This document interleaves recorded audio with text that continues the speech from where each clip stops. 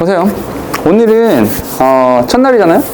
그래서 첫날이니 OT 겸 해서 진도를 막 엄청나게 많이 나가거나 그러진 않고요.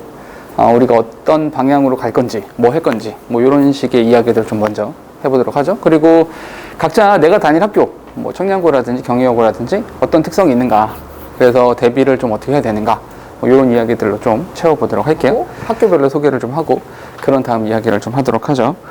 일단은 우리 그 일정 먼저 이야기를 하면, 청량고는 목요일에 4시까지 오세요.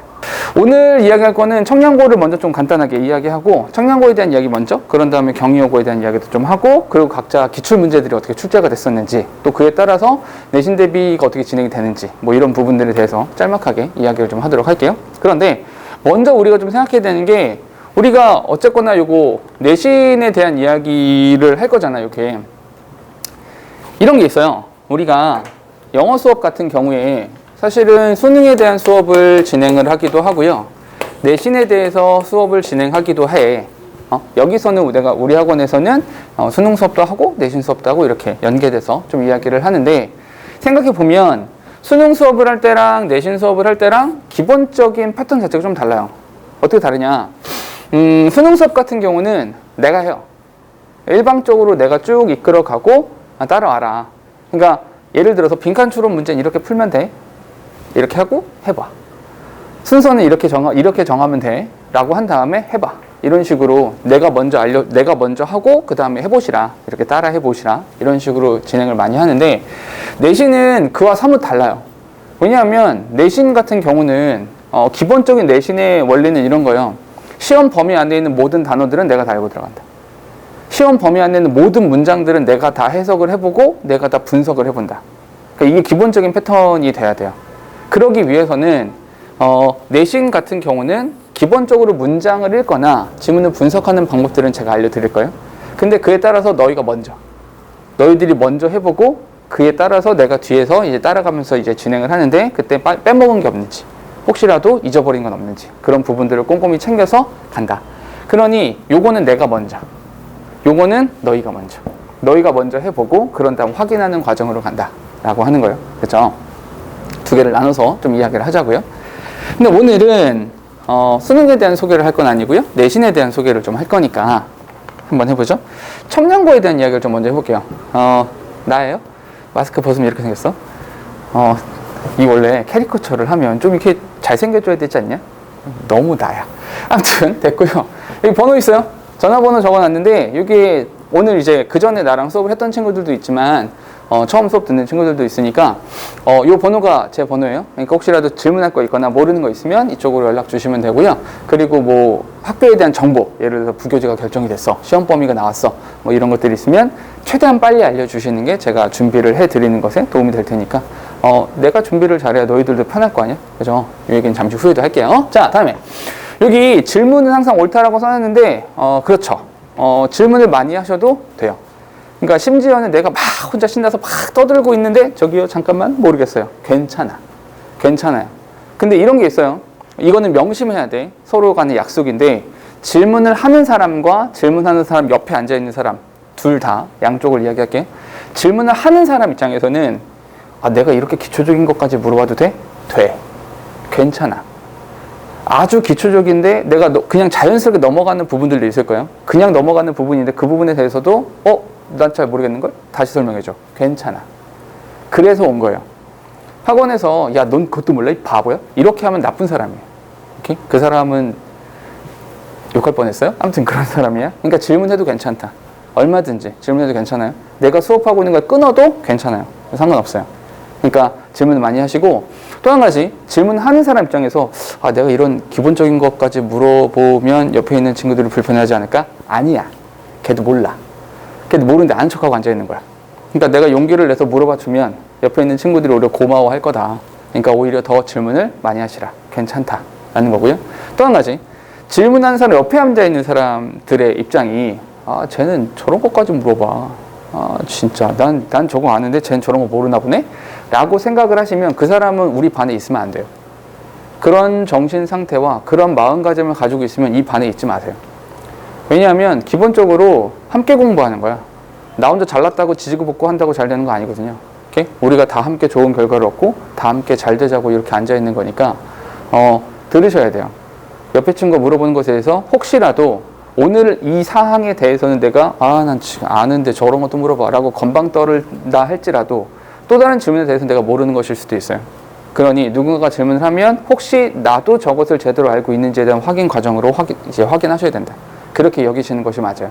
그렇죠? 그러니 우리 수업 시간 안에 하는 모든 질문들은 괜찮다. 이렇게 모든 질문이 허용이 된다. 아시겠죠? 질문 많이 하시고.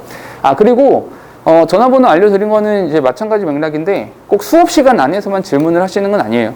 그래서 끝난 다음에 카톡이라든지 뭐 문자라든지 이렇게 해서 질문을 하셔도 얼마든지 괜찮다라는 거고요. 그리고 이제 그 카톡으로 질문하는 경우들이 왕왕 있는데 카톡으로 질문할 때는 그냥 사진 찍어서 보내주시면 돼요. 나 이거 몰라. 그냥 굳이 영어로 쓰지 마. 오타 많이 나고 힘들어. 그러니까 보내주시면 된다. 됐죠? 또 한 가지. 우리가 내신 대비할 때 굉장히 많이 필요한 게 뭐냐? 이 두 번째. 이 꾸준함이라고 하는 것이 정말로 많이 필요해요. 왜냐하면 내신은 정해져 있는 기간 안에 정해져 있는 자료를 가지고 정해져 있는 분량을 가지고 시험을 보는 거거든요. 그래서 사실은 누가 영어를 잘하냐, 누가 영어를 못하냐, 그거는 큰 관건이 되지 않아요. 물론 내가 영어 실력이 뛰어나면 당연히 내신 대비하는데 도움이 되겠지. 빨리 풀고 빨리빨리 처리를 할 수 있으니까. 그런데 내가 영어 실력이 조금 부족하다 할지라도 꾸준함으로, 성실함으로 얼마든지 극복해낼 수 있어요. 그러니 영어를 잘하냐 못하냐 보다 내가 얼마나 끈덕지게, 얼마나 덤벼들어서 할 거냐, 그거에 좀 포커스를 맞추시는 것이 조금 더 좋지 않을까라고 생각해요. 꾸준하셔야 된다. 과제가 좀 많을 거란 얘기예요. 자, 그렇다면 마지막에 나오는 건 이제 nevertheless라고 써놨는데 내가 제일 좋아하는 단어가 저거예요. 그럼에도 불구하고란 뜻인데 그때도 꾸준하게, 그때도 초심을 잊지 말고 꾸준하게 공부를 하시는 게 제일 좋다. 아시겠죠? 그걸 잊지 마세요. 그래서 그럼에도 불구하고, 힘듦에도 불구하고 조금 더 열심히 해주시라 라는 맥락에서 저걸 써놨어요. 자, 우리 청량고등학교에 대해서 조금만 먼저 알아보도록 할게요. 요거 한 페이지 넘겨보세요. 경영권 잠시 후에 설명드릴게요. 요거는 청량고 요 내용은 참 의미 없어요. 이거는 뭐 그냥 이렇게 한다라는 거야. 점수 이렇게 평가한다라는 건데 요거는 이제 너희가 잘 모르셔도 돼요. 실제로 중요한 건 여기에요. 요 사항들이 중요한데 짧게 선언수령 그 외에 뭐 어쩌고저쩌고 이렇게 돼 있는데 요거는 잘 보시면 요게 연도가 언제 거냐면 요거는 19년도 겁니다. 아니 왜 이렇게 오래전 거를 들고 오셨어요? 라고 할 텐데 이게 이런 사항들은 쉽게 바뀌지 않거든요. 그러니까 이런 항목들, 예를 들어 점수를 반영하는 이런 내용들은 쉽게 바뀌지 않아요. 그런데 왜 19년 걸 갖고 왔습니까? 그럼 작년 걸 갖고 왔어야지 라는 생각이 들 텐데 작년 같은 경우, 작년과 재작년 같은 경우는 코로나로 인해서 아주 많은 변수들이 있었어요. 그래서 좀 특이하게 진행이 됐었어요.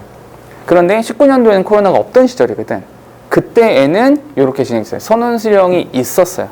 서수령, 논수령이 있었고 여기 선택형이 여기 선택형만 있었죠. 그러니까 서수령이 있었던 적도 있고 없었던 적도 있고 이렇게 나눠지게 되는 거예요. 그러니까 수행평가 같은 경우에는 선논수령이 있고 여기 중간고사, 기말고사에는 선논수령이 없었죠. 선택형으로만 나왔었다는 이야기예요. 알겠죠? 이런 사항들 쉽게 바뀌지 않으니까 잘 보셔야 된다. 여기를 잘 보세요. 중간고사, 기말고사 이렇게 나온다라는 거.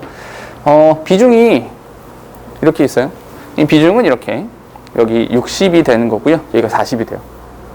잘 봐봐. 다시 정리. 수행평가의 비중이 40이에요. 오케이? 그 중에서 선논수령이 16, 나머지 24라고 썼는데 나머지 사항들이 뭐가 있는지는 뒤쪽에 알려드리도록 할게요. 그래서 여기 비중이 들어간다라는 거예요. 무슨 말이냐? 결국에 지필고사랑 수행평가랑 봤을 때 비중이 어느 정도 비슷하다는 거예요. 오히려 단일한 항목으로 보자면 중간고사가 30이고요. 수행평가가 40이 되는 거잖아. 수행평가를 잘 보셔야 된다. 참고로 미리 말씀을 드리면 너희가 학교에서 받게 되는 모든 영어랑 관련되는 점수는 전부 다 저랑 연결이 돼야 돼요. 그게 내 점수이기도 하고 내가 관련되어야 되기도 하는 거죠. 무슨 말이냐? 선논수령 그 수행평가 같은 경우에 글쓰기를 하는 경우들이 있거든요. 에세이를 써서 제출한다거나 이런 경우들이 있어요. 그때에는 무조건 저한테 알려주셔야 돼요. 그리고 저랑 같이 이야기를 하셔야 되고 피드백을 받으시는 것이 좋다. 됐죠? 그래서 미리미리 저한테 제출하셔서 제가 한번 고쳐주고 문법적으로 어법적으로 틀린 부분을 고쳐 써드리고 그걸 제출하는 식으로 이렇게 가는 것이 훨씬 좋습니다. 요거는 이제 두 학교가 전부 다 마찬가지. 청량이랑 휘경이랑 경희여고랑 둘 다 마찬가지로 수행평가는 저한테 먼저 제출하셔서 첨삭을 받으시라. 단 몇 가지 원칙이 있어요. 여학생들은 보통 그런 경우들이 없는데 우리 남학생들 같은 경우에는 그런 경우가 많아요. 갑자기 새벽 2시쯤 카톡이 와요. 나 이거 좀 봐주면 안 돼? 물어보지. 이게 언제까지 제출인데? 내일 아침. 안 해줘요, 그러면 일부러라도 안 해줍니다. 왜냐하면 그게 교육상 좋지 않아요. 그게 습관이 될 거거든. 그래서 미리 그렇게 하면 해주지 않습니다. 그때 가서 서운해 이런 말 하지 마. 그러니까 안 해줘요. 일부러라도. 미리 하시고 미리 보내주시면 100% 다 고쳐줘요. 이게 첫 번째, 미리 제출하시라. 두 번째는 꼭 해야 되는 게 뭐냐? 이렇게 에세이를 보내주실 때는 반드시 영어로 쓴 것과 한글로 쓴 걸 동시에 같이 보내주셔야 돼요. 한글로 쓴 것도 같이 보내주세요. 왜냐하면 가끔 너희가 이제 영어로 막 써가지고 보내주는 경우가 있어요. 이 파일을 딱 열어서 보면 분명히 영어로 쓰여 있는데 한글이야. 이해돼요? 글자는 영어야. 근데 한글이야. 문법도 엉망진창이고 하나도 안 맞는 경우들이 많이 있거든요. 그래서 도대체 무슨 말을 하고 싶은지 내가 알 수가 없어요.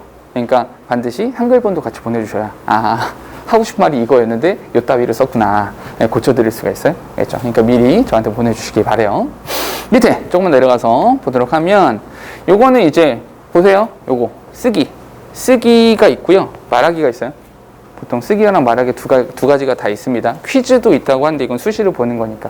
그렇죠? 요 비중들을 잘 살펴보셔야 됩니다. 거듭 말하자면 옛날 거라서 그 2022년도께 최신화가 되면 그때 가서 다시 한번 제가 설명을 드릴 겁니다. 자, 그리고 여기 말하기는 어떻게 보는지 이렇게 말하기 뭐 세부 사항들 나오고요. 밑에 보면은 뭐 글쓰기에 대해서도 세부 사항이 나오고 하니까 이런 것들을 한 번쯤 읽어보세요. 왜냐하면 내가 어느 기준을 가지고 평가를 받는지를 알고 있어야겠죠. 그걸 알고 있어야 제대로 된 평가를 받을 수 있는 거니까 수행평가라는 부분에 대해서는 좀 더 꼼꼼하게 살펴보시고 특히 남학생들 요거는 아주 잘 눈여겨보시는 게 좋아요. 자, 뒤에 요 얘기가 사실 이제 더 흥미로운 이야기가 될 텐데 요거는 작년 1학기 중간고사에 대한 분석이에요. 이게 잘 봐봐. 교과서 2가 그리고 교내 유인물인데 시중에 EBS 올림퍼스 독해 기본 1이라는 책이 있어요. 올림퍼스 1이라고 보통 말하는데 이 책에서 발췌한 거예요. 부교재를 따로 선택한 것이 아니라 그냥 교내에서 프린트물 몇 장을 나눠줬는데 그 출처는 올림퍼스예요. 뭐냐면 시험 범위가 아주 작다는 뜻이에요. 첫 번째로는 시험 범위가 굉장히 조금이다. 교과서 2가인데 비상홍이라고 하는 교재는 본문이 있고요. 각 본문의 뒤쪽에 리드모어라는 부분이 추가적으로 더 있어요. 비상홍은. 그런데 청량고는 그 리드모어도 들어가지 않아요. 리드모어도 안 들어가요. 그냥 본문만 들어갑니다. 특이하게도 시험 범위가 아주 작다는 뜻이에요. 그래서 청량고등학교는 내신 대비를 할 때 기본적으로 본문과 시험 범위 안에 있는 모든 지문들을 전부 다 암기한다고 생각하세요. 충분히 그럴 정도의 분량이 되고요. 기간도 길기 때문에 충분히 암기해서 대비할 수 있어요.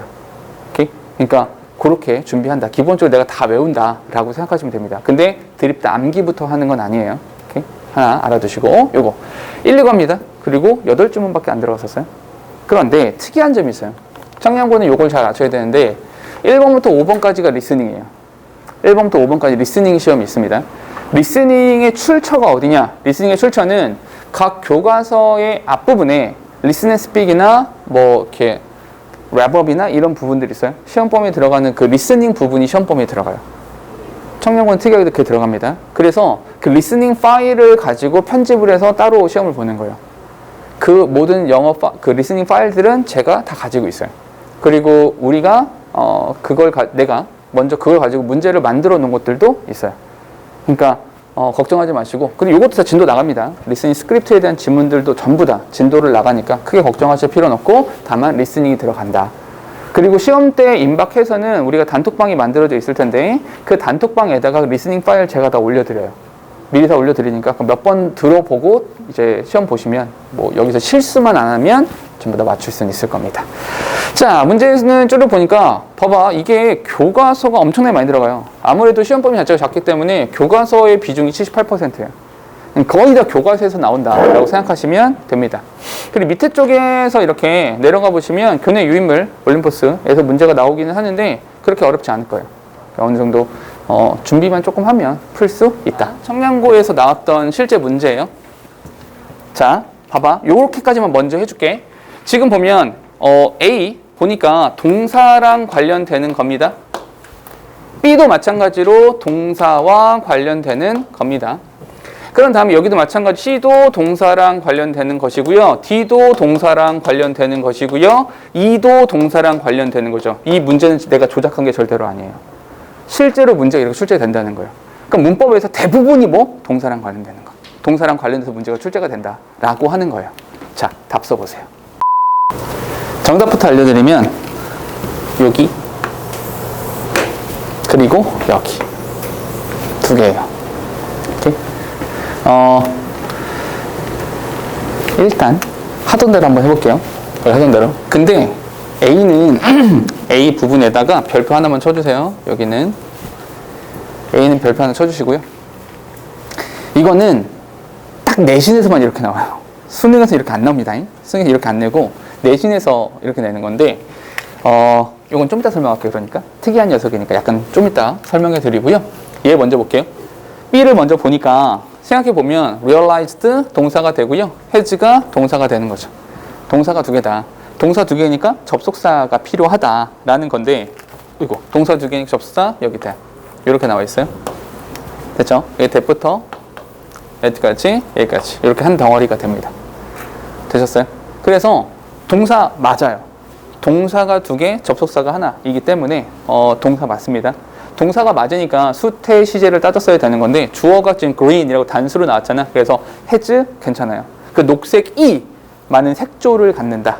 주어, 동사, 목적어까지 다 나왔기 때문에 태도 괜찮아요. B 문제없다. 됐죠? 쭉 넘어가서 어디로 오시냐면 여기에요.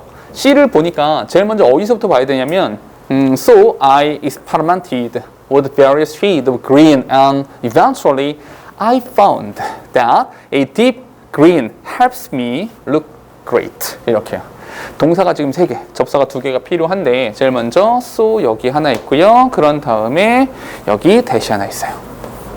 이렇게. 됐죠? 그럼 대부터 어디까지? 이 뒤에까지 묶어주시면 되고요.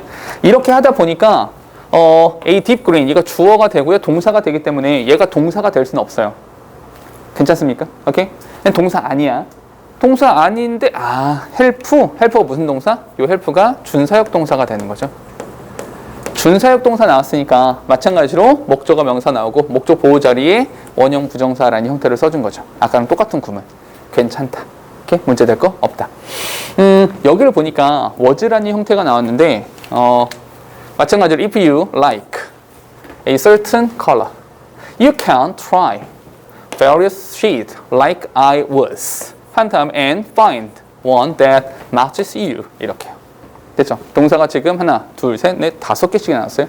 접사를 4개 찾아야겠죠. 찾아보니까 제일 먼저 if부터 여기까지. 그런 다음에 like라는 부분이 요거는 밑줄 쳐놓으세요. like 밑줄 쳐놓으시고 그런 다음에 and 그런 다음에 that 이렇게 나와주는 거죠. 됐죠? 일단 얘 먼저 해결할까요? 얘를 먼저 해결하면 that matches라고 썼기 때문에 관계대명사죠.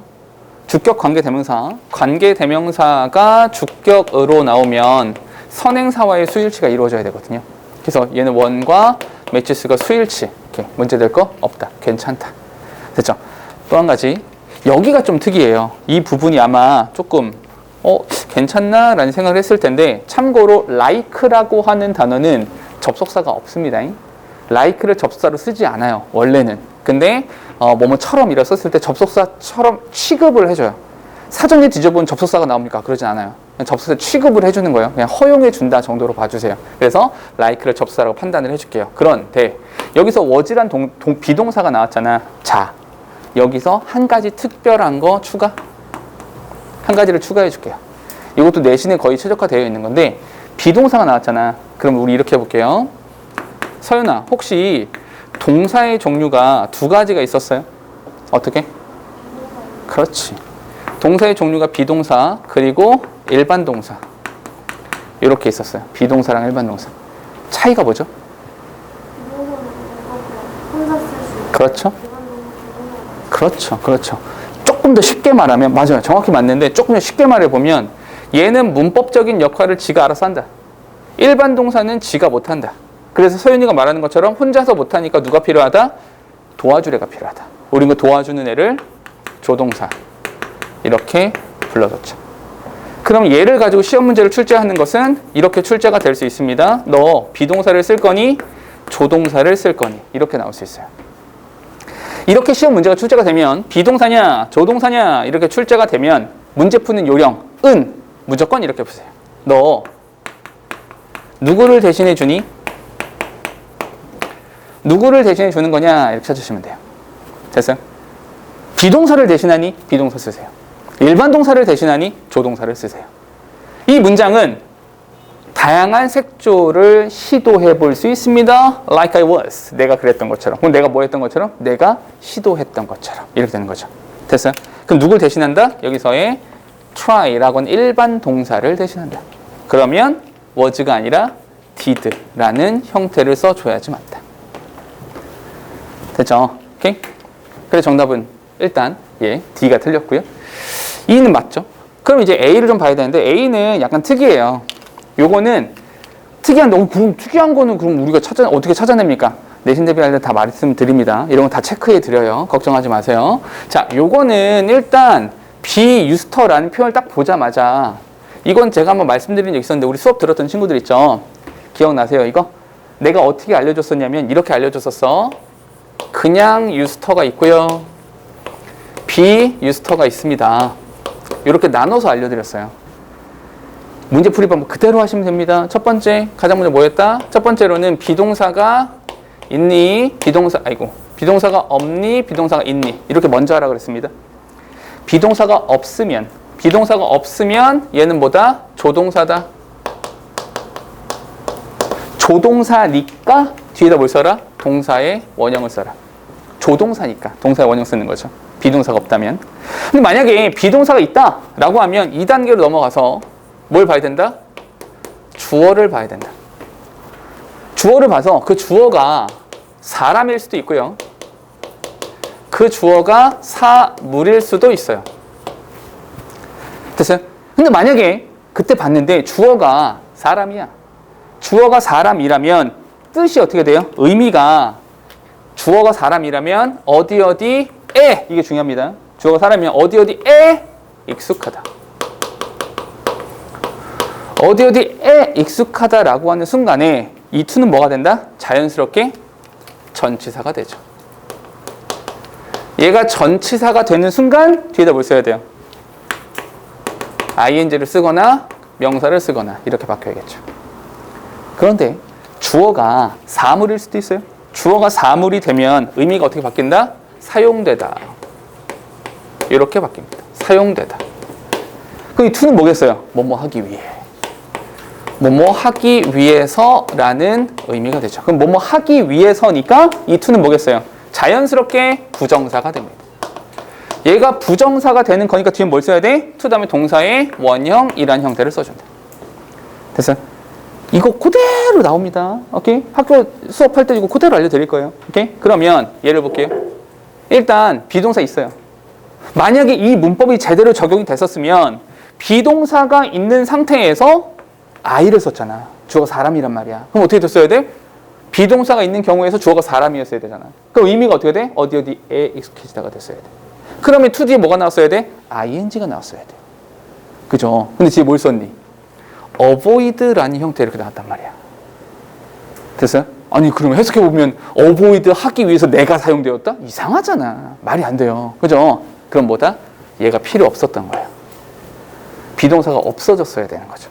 그래서 I used to avoid wearing. 나 그것을 입는 것을 피하곤 했습니다. 이렇게 문장이 됐었어야 된다는 거죠. 됐습니까? 오케이? 이렇게 네. 만약에 이제 비동사가 있는 형태로 있다고 뒤에 문장이 되어 있다고 치면은 그런 거 아닐 거예요. 만약에 예를 들어서 내가 뭐뭐 하는 것에 익숙하다. 그렇게 해서 좀 당연히 맞는 문장이 되겠죠. 네. 시제 때문에 틀린 줄 알았어요. 아, 이런 게 있어. 아까 내가 안 그래도 준이가 답 쓴 거 봤거든. 봐봐, 준이야. 이런 게 있어. 이 좀 조심스러운 말이긴 한데, 영어에서 요 시제 있잖아, 시제. 요 시제 때문에 정답이 될 수 있는 경우가 많지는 않을 거예요. 특히나 과거를 써야 되냐, 현재를 써야 되냐? 이렇게 물어볼게. 왜 과거가 돼야 된다고 생각한 거야? 근거는 뭐예요?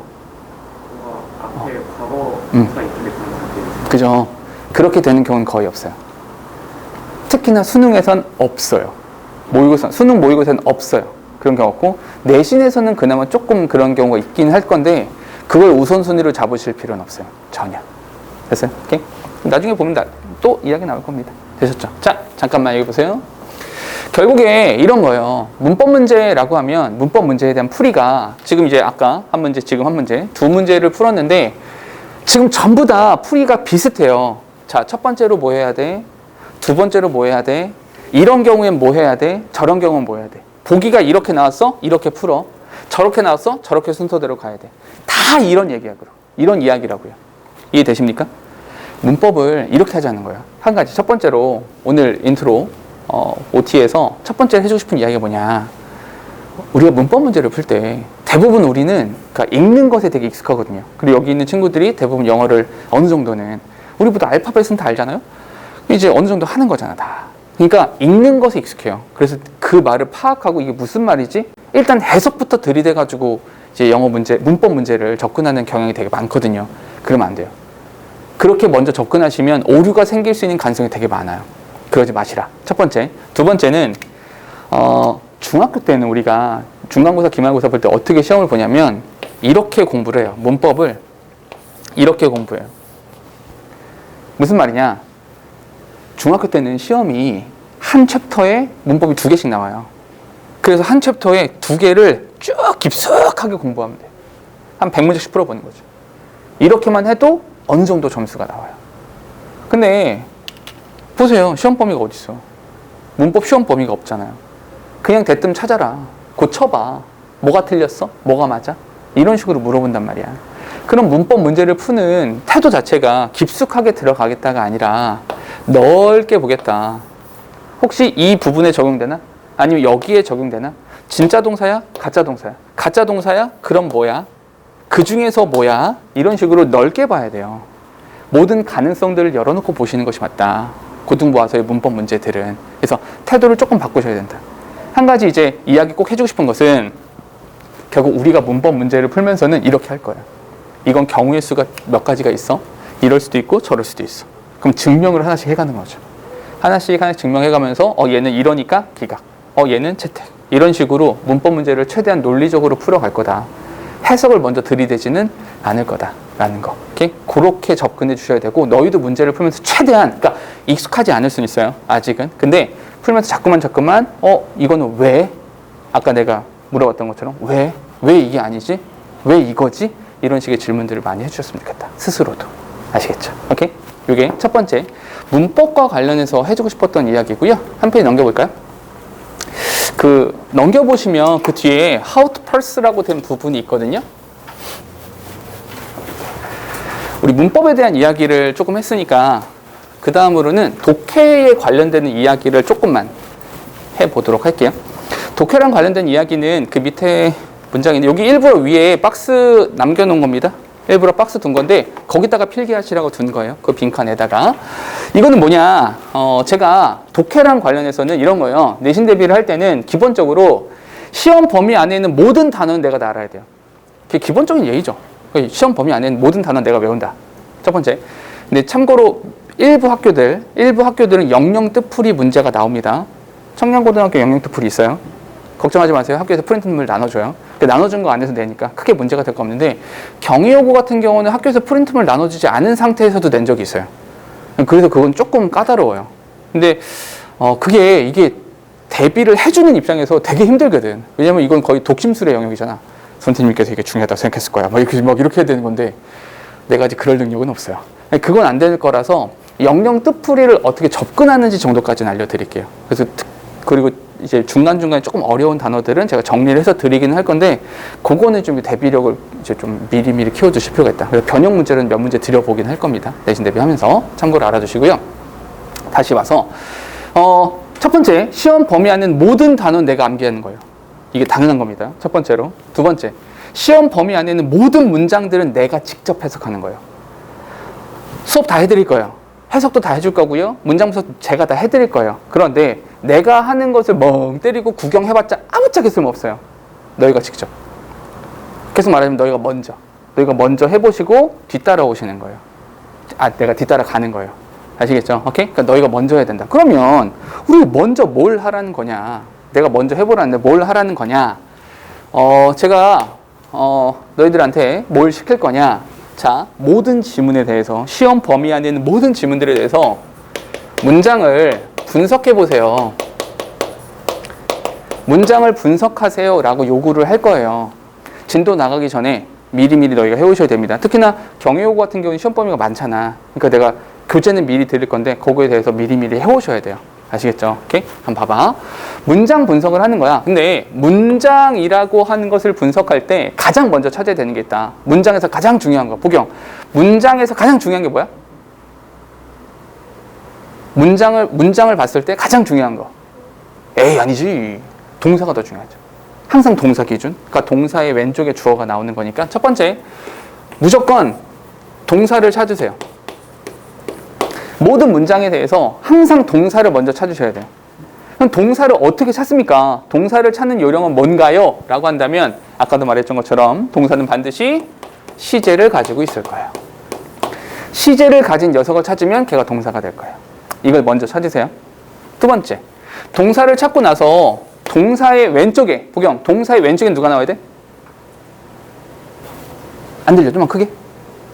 동사의 왼쪽에? 그렇죠. 여기서 주어를 찾으시고, 그럼 주어, 동사. 이렇게 찾게 되겠죠? 주어, 동사. 그런데 잠깐만. 이렇게 주어, 동사를 찾고 나서 한 가지 확인하셔야 돼요. 뭘 확인하셔야 되냐? 이 주어랑 동사 사이에 조금 전에 말했던 것처럼 뭐가 일치해야 된다?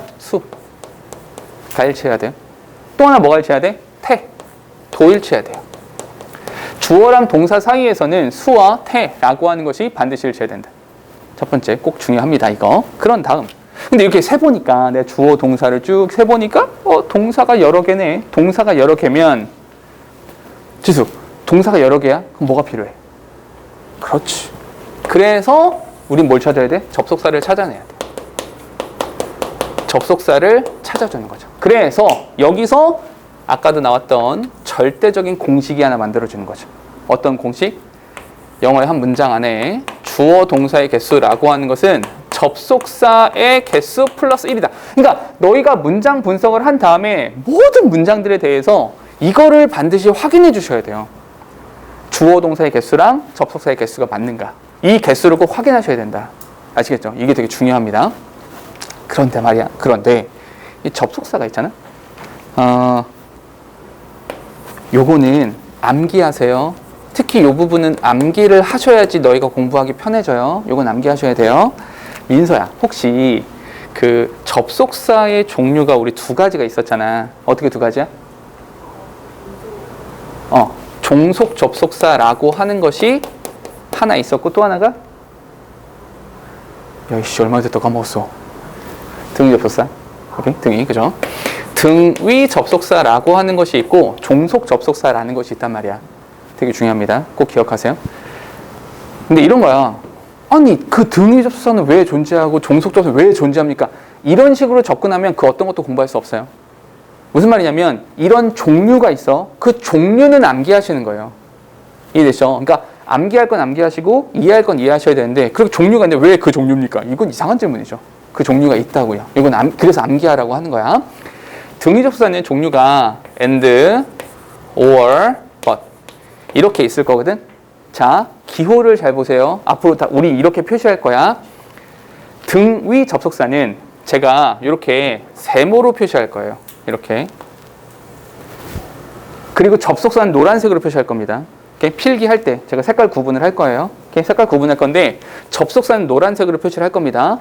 등위 접속사는 이렇게 세모 정삼각형으로 표시를 해주시고 항상 어디부터 보시냐면 and나 or, but 뒤쪽을 항상 먼저 보세요. 뒤를 보셔야 돼요. 얘가 동그라미 2번이 될 거고요. 얘랑 똑같은 녀석이 앞에 동그라미 1번이 될 거예요.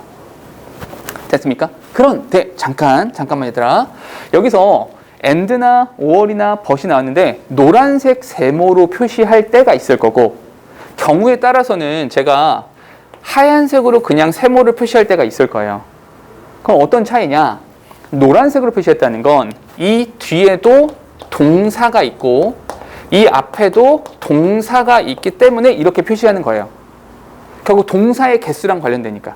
항상 우리가 모든 것은 동사의 개수랑 접사의 개수를 맞추기로 했기 때문에 동사가 나오면 이렇게 노란색으로 체크할 겁니다. 그런데 하얀색 세모는 뭔가요? 라고 하면 이 뒤에 명사가 있어서 이 앞에도 그냥 명사가 나왔을 때 주어 동사의 개수랑 관계없을 때 이때는 하얀색으로 체크할 겁니다. 그래서 이럴 때는 뭐 앞에 투부정사가 나오면 뒤에도 투부정사가 나오는 이렇게 동사랑 관련 없을 때는 하얀색으로 체크할 거예요. 됐죠? 요거 좀 이따 해볼 거예요. 같이 적용해 보도록 하고요. 자, 다음 종속 접속사가 있는데 종속 접속사는 종류가 3가지가 있어요. 3가지. 민서 어떻게 3가지야? 그렇지. 명사절을 이끄는 접속사가 있고요. 형용사절을 이끌어주는 접속사가 있고요. 마지막으로 부사절을 이끄는 접속사가 있어요. 이 3가지로 나눠줍니다. 그런데 자 여기서부터 잘 봐. 명사절은 아까도 살짝 눈치챈 친구들 있을지 모르겠는데 명사절 같은 경우는 이렇게 네모로 체크할게요. 이거 네모로 체크할 거고요. 그리고 이렇게 괄호를 묶어주도록 할게요. 되게 중요한 거는 어디서부터 어디까지가 한 덩어리인지를 체크하셔야 돼요. 반드시. 왜냐하면 이게 왜 중요하냐면 보통 학교 선생님들이나 학원 선생님들께서 수업을 해주시면서 자 여기부터 여기까지 가로 묶으세요. 여기부터 여기까지 한 덩어리입니다. 자기들이 다 해. 그럼 내가 해야 돼. 선생님들은 잘하겠지. 평생 그거 있으니까 너희가 해야 된다고. 그 덩어리 짓기를 너희가 해야 된다고. 직접 그래서 어디서부터 어디까지가 한 덩어리인지 자꾸만 이 계산을 해보셔야 된다. 아시겠죠? 오케이? 요거 하나. 그런데 잠깐만 우리 이런 거 있었잖아. 소연아 이거 명사절을 이끄는 접속사래. 종류가 5가지가 있었죠. 뭐? what, that, 그리고 그렇지. if나 whether, 그리고 의문사. 그렇지. 한 가지가 더 복합 관계대명사. 이렇게 됐죠? that, what, if나 whether, 의문사, 복합관계대명사. 자, 주황색으로 썼습니다. 암기하셔야 돼요. 주황색으로 썼습니다. 중요하다는 뜻이에요. 됐죠? 다음 형용사절 얘기해 볼까요? 형용사절은 어떻게 표시할 거냐면 앞으로 제가 이렇게 역삼각형으로 표시할 거예요. 이렇게. 그리고 괄호를 묶어준 다음에 이렇게 한 다음에 누굴 수식하는지 선행사를 찾으라고 할 거예요. 선행사를 찾아라. 왜냐하면 이 형용사가 무슨 일 한다? 아까도 했었잖아요. 형용사는 명사 수식하는 거잖아. 그 명사를 수식한다. 그 명사를 찾아라 라고 할 거예요. 그 명사. 아시겠죠? 근데 그 선행사 명사가 되게 중요한 거지. 왜냐면 그 명사 사람이냐, 사물이냐, 아니면 있냐, 없냐, 뭐 이런 것들 이야기해야 되거든. 이렇게 따져줄 겁니다. 됐죠? 그럼 잠깐만 질문 다시 할게요.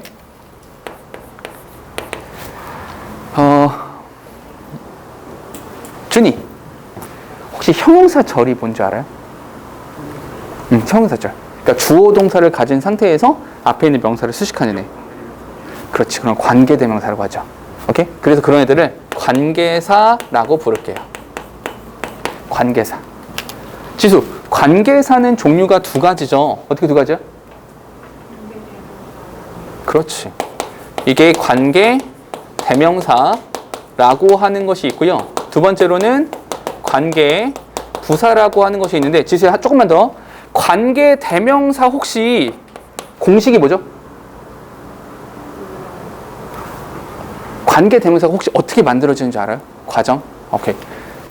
보경, 관계대명사 공식이 뭐예요? 야이씨 이거 했는데 까먹었습니다. 공식 뭐예요? 명사. 명사. 관계대명사는 공식이 접속사랑 명사랑 합치시면 돼요. 접속사랑 명사랑 합치면 관계대명사예요. 그럼 관계부사는 뭘까요? 접속사 플러스 부사가 된다. 요거 하나 알아두세요. 써먹을 때가 있을 거야. 마지막. 부사절 같은 경우는 추가적인 정보를 주는 거잖아. 그러니까 근데 형용사랑 부사랑 되게 비슷하거든요. 수식해 준다라는 면에서 되게 비슷하거든. 그래서 부사절 같은 경우는 이렇게 가로를 묶어주는 것까지만. 됐죠? 추가적인 정보니까 이렇게까지만 하시면 됩니다. 되셨죠? 그런데 잠깐 우리 접속사가 나왔으니까 접속사랑 비슷한 녀석 하나 더 있잖아. 누구? 그렇지. 얘는 전치사가 있을 수도 있다. 전치사. 그럼 잠깐만, 소연. 전치사 뒤에는 반드시 뭐가 나와야 돼? 그렇지. 전치사 뒤에는 항상 명사가 따라 나와야 돼. 반드시. 그러니 전치사랑 명사는 가로 묶어주세요. 너희가 문장 분석하면서 전치사 플러스 명사만 가로 묶어도 글이 되게 편해지고 쉬워질 수 있거든요. 이거 잘 묶어주시면 돼요. 이거 하는 거예요. 자, 너희가 해와야 되는 건 여기까지. 이런 작업들을 해오시면 된다. 미리미리 해오시라. 진도 나갈 때 편하다. 그래서 나랑 같이 맞춰보는 거예요. 해석은, 독해라고 하는 것은 이런 단어도 있고 저런 단어도 있고, 그러니까 난 이런 단어랑 저런 단어랑 합쳐서 대충의 소설 쓰기 절대로 그렇게 하시면 안 돼요. 해석은 철저하게 구조적으로 하시는 거예요. 한국어랑 영어의 가장 큰 차이가 뭐냐? 한국어는 이런 거 있어요. 서윤아, 저녁을 먹었니? 서윤, 먹었어? 저녁? 저녁 있잖아, 서윤아. 먹었어? 다 똑같이 받아들인다고요. 내가 이 단어에 서윤이, 저녁, 먹다 이 세 개의 단어를 막 섞어도 우린 다 똑같이 받아들여요. 그러니까 한국어는 그래요. 그러니까 한국어는 어순이 그다지 중요하지 않아요. 물론 쟤는 말을 저렇게 하지? 이런 생각이 들지만 의미 전달이 다 된다고요. 오해의 여지가 없어요. 한국어는 그래서 어휘 중심적 언어예요. 어휘가 중요해요. 그래서 오케이? 어순이 별로 중요하지 않아요. 근데 영어는 어순이 굉장히 중요해요. 오해하지 마세요. 내가 단어를 모르니까 해석이 안 된다? 그런 경우는 드물어요. 물론 내가 단어를 너무 모르면 안 되지만 기본적으로 어휘가 있는 상태에서는 해석이 잘 안 되는 경우는 어휘 때문이 아니라 구조 때문이에요. 그러니까 구조 중심적으로 보셔야 된다. 됐죠? 오케이? 구조가 중요하다. 그럼 잘 봐봐. 이 구조 파악을 너희가 하는 거야. 직접 너희 손으로. 그런데 이게 전부 다 찾아집니까? 이거만 끝입니까? 조금 어려운 게 하나 있어요. 추가. 요걸 반드시 기억해 놓으세요. 추가적으로 이런 경우가 있어요. 가끔 가다 보면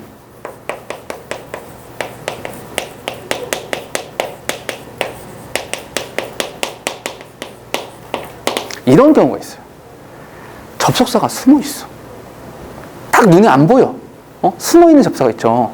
자, 접속사가 숨어 있는 경우는 딱 두 가지예요. 두 가지의 경우가 있습니다. 첫 번째는 명사가 나오고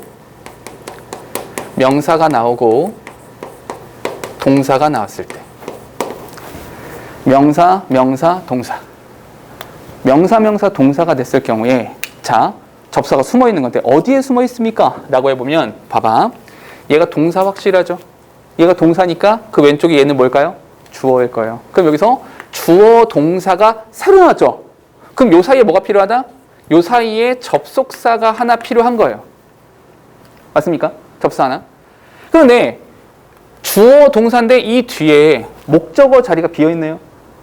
명사가 하나 비어있네. 맞습니까? 이 명사 어디 갔어? 이 명사는 앞에 있는 접사랑 합치는 거죠. 잠깐. 접속사랑 명사랑 합쳤다고? 관계대명사. 그런데 누구 자리가 비었다고? 목적어 자리가 비었다고.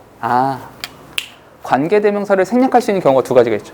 주격 관계대명사와 비동사. 근데 이때는 비동사가 같이 생략되기 때문에 상관이 없는 거예요. 근데 목적격 관계대명사 생략될 수 있죠. 이해됩니까? 그래서 명사, 동사인 경우에 요 사이에 대시라는 단어가 이렇게 숨어 있다. 명사, 동사인 경우에. 그리고 한 가지만 더. 얘는 뭐가 생략됐다고? 관계대명사가 생략됐다고. 그러니 앞에 있는 명사를 수식하는 거죠. 됐습니까? 오케이? 이렇게 하나 숨어 있을 수 있고요. 두 번째로는 또 하나 숨어 있는 경우 하나 더 있어요. 또 한 가지 어떤 경우냐? 잘 안 보일 것 같은데 밑에다 쓸게요. 두 번째 경우는 주어랑 동사를 쓰고요. 주어 동사를 썼어. 그런데 뒤에다가 주어랑 동사를 한 번 더 쓴 거야. 주어 동사. 잠깐만. 그러면 주어 동사 나오고 또다시 주어 동사 나오니까 접속사가 하나 필요하긴 한데 동사 뒤죠. 목적어 자리. 그래서 목적어 절을 이끌어주는 접속사 대시 있죠. 누구? 바로 얘예요. 오케이? 목적어 절을 이끌어주는 접속사 대. 근데 이 녀석은 의미가 없어요. 의미가 없으니까 생략이 가능하다. 그러니까 여기서 대시 생략되어 있는 건데 얘는 어떻게 묶어야 돼? 이렇게 묶어야죠. 이렇게. 됐습니까? 이게 숨어있는 접속사의 두 가지예요. 다른 건 없어요. 이 두 가지였다. 되셨죠? 그럼 이렇게 해서 관계를 따지셔라. 그럼 잠깐 봐봐. 아까 내가 영어는 구조가 엄청나게 중요합니다. 이렇게 말을 했잖아. 이런 것도 있어요. 장난 한번 쳐볼까요? 탐이라는 아이가 loves Mary. 제인이구나. 제인. 이렇게 썼어요. 이 말과 아까 내가 서인한테 말했던 것처럼 막 어순을 막 섞어볼까요? 탐, 제인, loves. 한국어를 기준으로 보자면 의미 차이가 별로 없었어요. 오케이? 근데 영어는요. 의미가 전혀 다르죠. 왜요? 여기서는 탐이 제인을 사랑합니다. 제인은 몰라요. 제인은 사랑하는지 아닌지 몰라요. 짝사랑일 수도 있잖아? 그죠? 탐이 제인을 사랑하는 거야. 그런데 이건 어떻게 돼요? 이렇게 되는 거죠. 됐습니까? 그럼 얘는 어떻게 된다고요? 여기에 대시 있고 이렇게 되는 거죠. 제인이 사랑하는 탐 이렇게 되는 거라고요. 이해됩니까? 누가 누구를 사랑하는지에 대한 의미가 전혀 달라질 수 있어요. 이해됩니까? 오케이? 그러니 어순이 중요하다. 그러니 구조가 중요하다. 영어는 철저하게 구조 중심적으로 가셔야 된다. 되셨죠? 오케이? 자, 그러면 연습을 한번 해볼까요? 실제로 연습을 한번 해볼게요. 요거는 참고로 요 지문은 작년 21년 고등학교 1학년 3월 모의고사에 나왔던 지문이에요. 오케이? 요거 가지고 연습을 한번 해볼게요. 자, 보세요. 지금 제가 하는 순서대로 하시는 거예요. 오케이? 봐봐. If you care deeply about something, you may place greater value on your ability to succeed in that area of concern. 동사 지금 두 개입니다. 동사가 두 개라서 접사를 하나만 찾으시면 돼요. 그래서 if 여기 하나. 그래서 여기서부터 어디까지? 여기까지 묶어주시면 돼요. 별거 없죠? 뒤에 근데 여기서 이런 거 한번 해볼까요? On your ability 이렇게 전치사 플러스 명사 요 정도 묶어주시면 되죠. 그리고 in that area of concern 가로 묶어주면 되죠. 이렇게 별로 어렵지 않죠? 좀 더 갈게요. The internal pressure you place on yourself to achieve or do well socially is normal and useful. But when you doubt your ability to succeed in areas that are important to you, your self-worth suffers. 이렇게. 좀 기네요. 동사가 지금 하나, 둘, 셋, 넷, 5개. 접사 몇 개 필요해? 4개가 필요하죠. 4개. 서연 찾아보세요. 접사 4개. 제일 먼저 눈에 보이는 거? but. 그렇죠. but. 그리고 임마 바로 옆이잖아. 뭘 고민해. when. 여기서부터 여기까지. 됐죠? 또. 자, 여기서 잠깐 보세요. 이 that을 보시면 돼요. 자, 요거 하나 필기. 우리가 that이라는 단어를 이렇게 만날 거거든. that이라는 단어를 만날 거야. 근데 경우에 따라서는 그 that이라는 단어를 네모로 체크하는 경우도 있을 거고요. 그 that이라고 하는 단어를 세모로 체크하는 경우도 있을 거예요. 그죠? 왜냐면 that이 여기 있잖아요. 여기 이렇게. 요거 명사절 접속사가 될 수도 있고 이 that이라는 단어가 관계대명사가 되기도 하니까 다른 거죠. 지금 내가 하는 이 얘기가 기출문제예요. 이렇게 문제로 출제가 됐었어요. 오케이? 수능 모의고사에서는 이런 문제 절대 안 나옵니다. 근데 내신에서는 that에다가 밑줄 쭉 쳐놓고 골라봐. 같은 거 골라봐. 다른 거 골라봐. 이렇게 문제가 나온 적이 있어요. 알겠죠? 그러니까 이 정도까지 할 수 있어야 돼. 근데 이럴 때 내가 기호만 짝짝짝 표시할 수 있으면 그게 빨리빨리 되면 문제 풀이가 쉽겠죠. 오케이? 그럼 이렇게 합시다. 네모로 표시할 때랑 세모로 표시할 때가 다른데 네모로 표시한다는 건 얘는 접속사란 뜻입니다. 우리 그렇게 약속했잖아? 기호 이렇게 쓰기로 약속했으니까 세모로 표시하는 것은 얘는 관계대명사가 된다는 뜻이잖아요. 그죠? 그럼 두 개 어떻게 구분해? 관계대명사인지 접속사인지 어떻게 구분하죠? 진이? 뒤에 문장. 뒷문장을 봐서? 그렇죠, 그렇죠. 여기 있죠. 관계 대명사는 뭐? 접속사랑 명사랑 합쳤다. 오케이? 그렇다는 이야기는 이 관계 대명사 뒤에는 명사를 빼다가 합친 거다. 그게 어떻게 산다? 얘는 뒷문장을 봐서 뒷문장을 보시고 여기서 빠진 명사가 그 빠진 명사가 있으면 관계 대명사가 되고요. 빠진 명사가 없으면 접속사가 되는 거죠. 표현 자체가 달라지겠죠. 그러면 지금 같은 경우에는 이 that 뒤에 보니까 뭐부터 튀어나왔다? 동사부터 튀어나왔다. 그러니까 얘는 뭐다? 당연히 이렇게 체크를 하는 것이 맞다. 그래서 that are important to you 이렇게 가로 묶어주시면 된다. 됐죠? 선생님 근데 접속사를 4개 찾았어야 되는데 3개밖에 못 찾았어요. 하나 더 찾으셔야 돼요. 어디요? 어디? 지수 어디? 좀만 크게 안 들렸어요. 그렇지, 그렇지. 맞아요. 오케이, 좋아요. 이 pressure가 명사, you가 명사, place 동사잖아. 명사, 명사, 동사. 이거죠, 이거. 됐습니까? 근데 한 가지 확인합시다. 뭘 확인해야 돼? place 뒤에 명사 빠져. 맞네. 목적격 관계 대명사 생략된 거 맞네. 됐습니까? 그럼 여기에 pressure, 여기에 대시 있는 거죠. 그럼 that부터 어디까지? 여기까지 이렇게 묶어주시면 되죠. 괜찮을까요? 그러면 얘가 수식하는 거고 아하 얘가 뭐가 된다? 주어구나. 얘가 동사구나. 수일치 이루어지는구나. 네. A가 아니고 명사가 없다고. 명사 하나 빠져있다는 뜻이에요. 좋은 질문이에요. 이렇게 있으면, 왜냐면 우리가 그걸 꼭 확인해야 되니까. 그죠? 중요한 거라서 이렇게 체크할게요. 됐죠? 오케이? 근데 잠깐 어떤 친구들이 이런 고민할 수 있어요? 아니 근데 5월은 뭡니까? do는 뭐예요? 이렇게 하면 여기서 이렇게 되고 do가 동그라미 2번, achieve가 동그라미 1번 이렇게 되는 거죠. 됐죠? 그럼 동사가 5개, 접사가 4개 다 찾은 거죠. 됐습니까? 괜찮아? 오케이? 좀만 더 갈게요.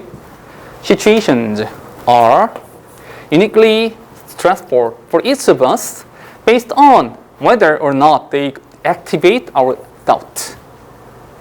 동사 2개. 접속사가 하나 필요합니다. 잠깐만. 근데 어떤 친구들 여기서 이런 생각 할 수 있어요. 근데 이거 동사인 거 알겠고 이거 동사인 거 알겠다. 그런데 얘는 동사가 아닙니까? based. 얘는 동사가 아닙니까? 이 질문이 나와야 돼요. 그죠? 자, 이건 이렇게 할게요. 여기 잠깐 보세요. 동사 원형에다가 이렇게 ed를 붙여주는 꼴이 있거든요. 서윤, 경우의 수가 2가지죠. 어떻게? 그렇지. 첫 번째로는 과거형 동사일 수 있고요. 또 이런 쓱을 하나 더 있잖아. 민서 뭐? 그렇지. 과거 분사. 민서야 한 가지만 더. 과거 분사라는 말을 듣는 순간 뭐? 그렇지. 과거 분사는 수동이잖아. 수동. 오케이? 수동도 나중에 설명해 드릴게요. 근데 수동이 뭐냐? 수동이라고 하는 것은 목적어를 앞에 쓰는 걸 수동이라고 그래요. 괜찮아? 목적어를 앞으로 당겨 놓으면 그걸 수동이라고 그래요. 그럼 잘 생각해봐. 얘가 과거 분사 수동이 된다면 뒤에 명사가 있겠니 없겠니? 없지. 걔를 뺐으니까 수동이 된 거 아니야. 이해됩니까? 얘는 없을 거라고요. 그런데 얘는 뭐야? 동사잖아. 그럼 뒤에 목적어가 그대로 남아 있겠지. 이해됐습니까? 그럼 여기서 동사 원형의 ed가 과거형 동사냐, 과거 분사냐, 뒤에 목적어 있는지 없는지 확인해. 걔를 앞으로 빼낸 건지, 그냥 뒀는지. 얘를 봐. 베이스트 뒤에 보니까 없잖아. 됐습니까? 없으니까 얘는 뭐가 되는 거? 과거 분사가 된다고 봐야죠. 그러면 based on 이렇게 따로 묶어야 되죠. 됐니? 그럼 잠깐만 동사 2개입니다. 동사가 2개니까 접속사 하나 찾으세요. 어디? whether. 근데 whether 지금 어디에 나왔어? 전치사 뒤에 있다잉. 전치사 뒤에 아까 뭐? 전치사 뒤에는 목적 명사 자리. 명사 자리니까 이 whether는 뭐다? 이렇게 묶어줘야 되는 거죠.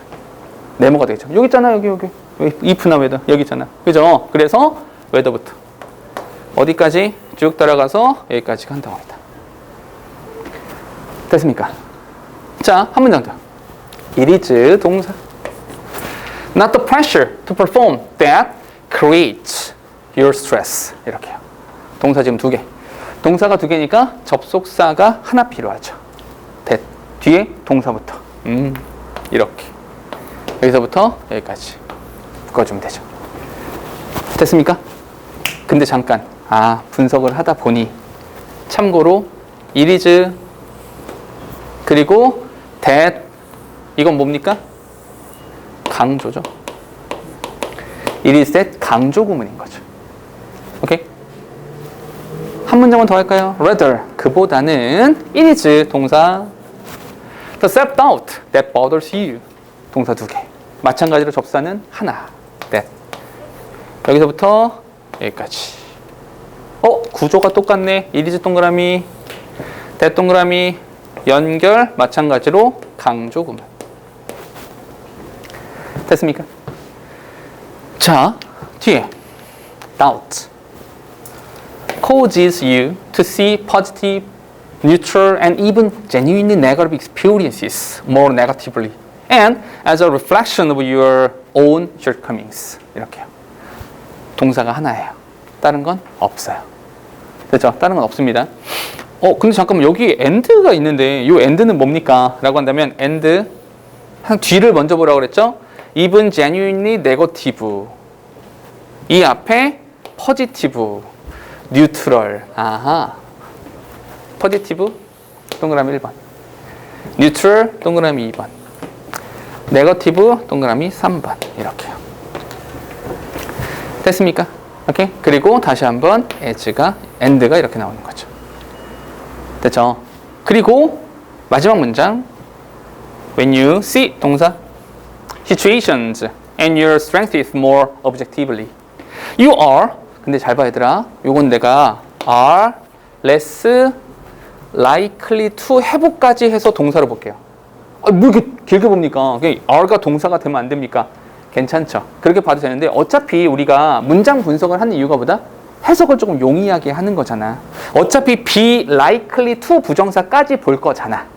어차피 묶여 있을 건데 그냥 덩어리로 보는 게 조금 더 편할 거다라는 거죠. 동사 2개예요. 접수 하나.